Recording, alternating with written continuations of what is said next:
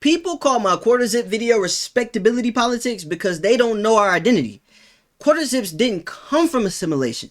They came from who we were before anyone politicized blackness. Just for now, just for now, just for now. My last video, I talked about the quarter zip trend and I explained why it's foundational black American culture. And it had nothing to do with white people. It had nothing to do with assimilation or anything like that. Yet still, people were in my comments saying that it was respectability politics. So just for clarification, when we talk about respectability politics, this is a modern construction rooted in feminist philosophy, which is not a problem in itself, but I do want to be very clear about that, because what I'm talking about is our ancestors' natural inclination toward self-preservation.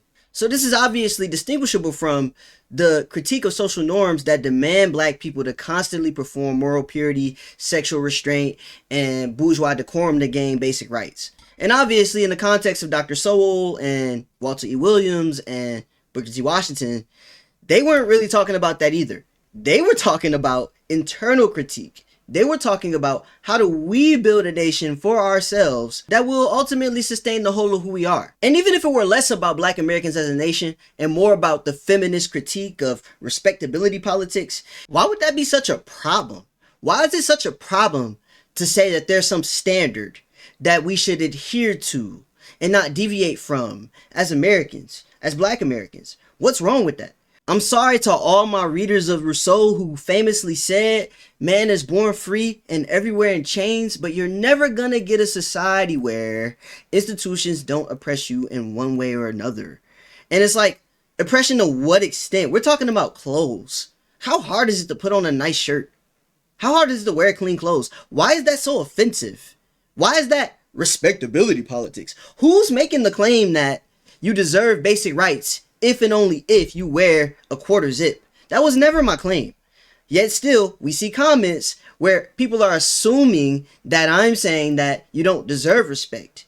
Even though in the video I clearly said, this is not an excuse to be bigoted. This is not an excuse to belittle other black people.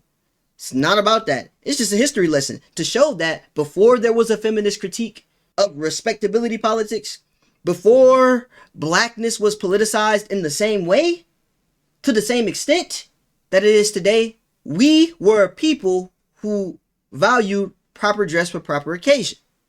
That was my point. And I know I mentioned Huey P. Newton en passant, but we're going to go ahead and just bring it to the forefront because maybe people missed it. Huey P. Newton was a PhD. Huey P. Newton wore quarter zips. Huey P. Newton was allegedly assassinated by the US government in a crack house. That was the point that I was making. That even though quarter zip culture is good, it is not a solution that will get us up out of slavery in itself. It doesn't mean that black people won't face oppression because they're wearing a quarter zip and drinking a matcha. Who said that? But what it does mean though is that it's going to be a lot harder to get rid of you when you are a nation within yourself and you have your own cultural norms, own cultural standards that you stand by and uphold and don't deviate from, the ones that our ancestors embedded into the whole of who we are. That's what I'm talking about. Because at our core, who we are in essence, the what it is of blackness is a fly dressing people.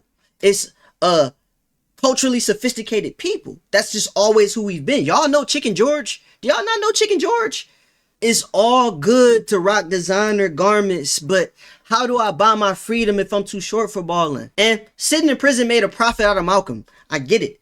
But the Malcolm that we revere today is not Detroit Red. That means something. Detroit Red was put in jail. And by God's grace, he became the Malcolm that we all know today. But how many black men is that the case for?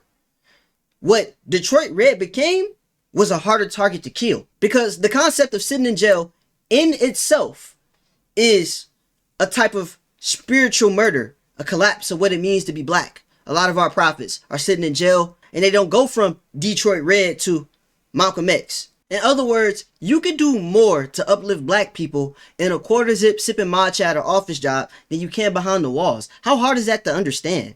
Who's talking about people not deserving basic rights because of how they dress? What I'm talking about, again, is cultural identity embedded in your dress practices. That's what the quarter zip movement represents.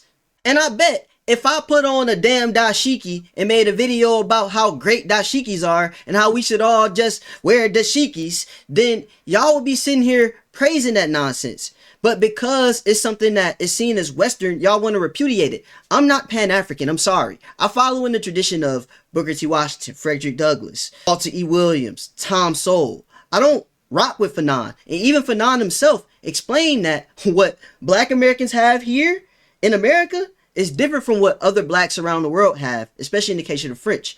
The French just gave black people their freedom. Black Americans, we struggled for our freedom. We fought for our freedom. So it's a category error to sit here and try to box me into some Pan-African view that I shouldn't embrace so-called Western norms because they're necessarily oppressive or antithetical to what it means to be black. I disagree. And I disagree on the grounds that most foundational black Americans would. All right. We are a distinct people group, an amalgamation of indigenous Americans, descendants of American chattel slavery, and some Europeans, due to obvious reasons. So, speaking for myself, I'm not going to repudiate the West because I understand that I am a Western thing. And the West cannot be what it is today without my people group. We have contributed substantially throughout history since before there was a United States to this land and these people. And that's who I am. I'm not African. So for me, when I see people wearing quarter zips, I'm gonna praise it the same way when I see people wear baggy jeans and big t-shirts, I'm gonna praise it. It's just a different part of black culture. Black is broad, all right? I'm not being exclusionary or elitist when I say that black men in quarter zips break stereotypes and are harder to kill. That's all I was trying to say. So it's really that simple. Thank y'all for listening.